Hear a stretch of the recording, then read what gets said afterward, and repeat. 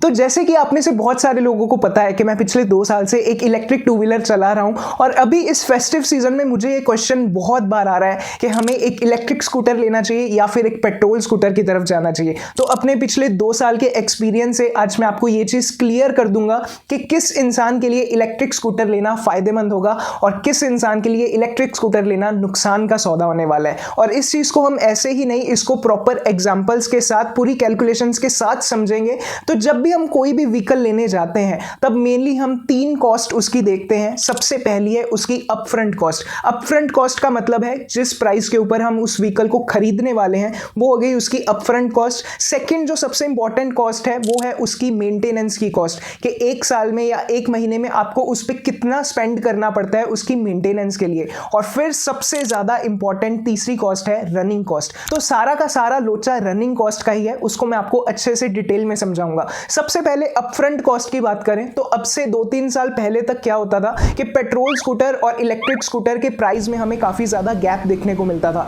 अगर petrol scooter 1 lakh का है तो हमें इलेक्ट्रिक स्कूटर के लिए कम से कम 1.5 लाख रुपए खर्च करने पड़ते थे। पर अभी 2025 में ये जो गैप था ये बिल्कुल खत्म हो चुका है और दोनों स्कूटर्स की अपफ्रंट कॉस्ट हमें बिल्कुल बराबर देखने को मिलती है। और अभी तो हमें बहुत सारी कंपनीज बास प्लान्स भी देने लगी हैं जिसकी वजह से इनकी अपफ्रंट कॉस्ट और भी ज्यादा कम हो जाती है। हाँ, उससे रनिंग कॉस्ट आपकी बढ़ जाएगी पर पेट्रोल से तो मेरे हिसाब से वो सही ही रहेगी, पर उसके बारे में हम आगे डिस्कस करेंगे। तो अपफ्रंट कॉस्ट हो गई। उसके बाद सेकंड इंपॉर्टेंट कॉस्ट है इसकी मेंटेनेंस कॉस्ट। आपने बहुत सारे लोगों से सुना होगा कि इलेक्ट्रिक स्कूटर्स की तो कोई मेंटेनेंस है ही नहीं। पेट्रोल स्कूटर्स में या पेट्रोल व्हीकल्स में हमें इंजन देखने को मिलता है जिसकी वजह से उसमें बहुत सारे मूविंग पार्ट्स हैं, उसमें इंजन ऑयल वगैरह डलता है और प्रॉपर सर्विस होती है हर कुछ टाइम के बाद। और इलेक्ट्रिक में कोई भी ऐसी मेंटेनेंस नहीं है। तो अगर आप ये चीज सोच के एक इलेक्ट्रिक स्कूटर की तरफ इन्वेस्ट करने वाले हो तो आप बिल्कुल ही गलत कर रहे हो, आपका दिल टूटने वाला है। क्योंकि मैं मानता हूं इलेक्ट्रिक स्कूटर में इंजन नहीं होता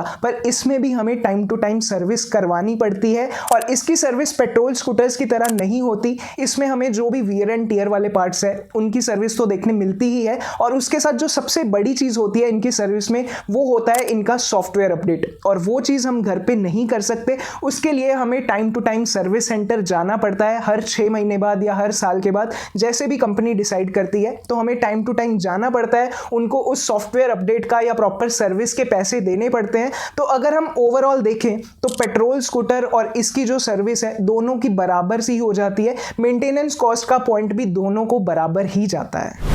और उसके बाद अब आते हैं सबसे ज्यादा इंपॉर्टेंट इनकी रनिंग कॉस्ट, जिसमें इंसान की जेब सबसे ज्यादा ढीली होती है लॉन्ग टर्म में। तो इसको हम एक एग्जांपल के साथ समझेंगे अच्छे से। तो सपोज करो ये है आपके सामने एक लड़का चिंटू जो कि कॉलेज जाता है और उसका कॉलेज का घर से डिस्टेंस है 4 किलोमीटर्स। इसका मतलब वो कॉलेज डेली जाता है और वापस आता है, तो डेली रनिंग इसकी हो जाती है 8 किलोमीटर्स की। तो सबसे पहले पेट्रोल स्कूटर की बात करते हैं। सपोज इसके पास है एक पेट्रोल स्कूटर और पेट्रोल स्कूटर आपको एवरेज देता है लगभग 45 किलोमीटर्स की और पेट्रोल का प्राइस चल रहा है 100 रुपीज पर लीटर। तो यहां पे अगर हम इसको कैलकुलेट करें डेली रनिंग की कॉस्ट कितनी आ रही है तो हमें डेली का जो पेट्रोल का खर्चा इसमें देखने को मिलता है वो है 18 रुपीज लगभग। और मंथली अगर हम इसको देखें तो ये हो गया 540 रुपीज। और वहीं हम अगर इसको ईयरली देखें तो ये हो जाता है 6480 रुपीज। और इसके बाद अगर हम यहां पे इस पेट्रोल स्कूटर को हटा के एक इलेक्ट्रिक स्कूटर लेके आए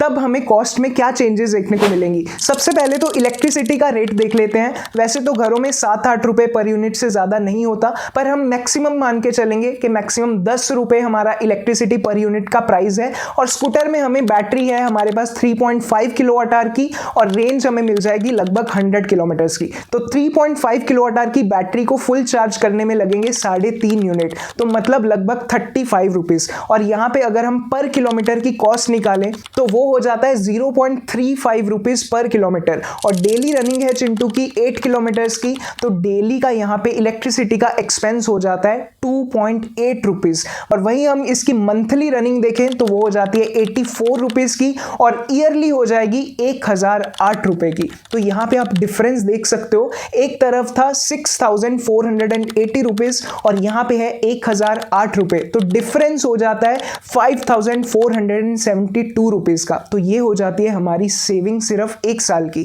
पर अगर सिर्फ ये देख के आप एक इलेक्ट्रिक स्कूटर लेने जा रहे हो तो अभी रुक जाओ। देखो, इलेक्ट्रिक स्कूटर में जो बैटरी होती है ना, वो फोन की बैटरी की तरह एक टाइम पे डिग्रेड होनी ही होनी है। तो इलेक्ट्रिक स्कूटर में हमें जो स्टैंडर्ड वारंटी लगभग देखने को मिलती है वो 3 साल की तो हमें हर ब्रांड में देखने को मिलती ही है, और इसको हम एक्सटेंड करवा सकते हैं 5 साल तक। और बहुत सारी कंपनियां इसमें ऑप्शन देती हैं 8 साल की वारंटी की। तो अगर हम बैटरी लाइफ को देखें तो अगर आपकी बैटरी सपोज करो 10 साल भी चलती है, तब हमारी 10 साल के बाद हमें बैटरी को रिप्लेस करना पड़ेगा।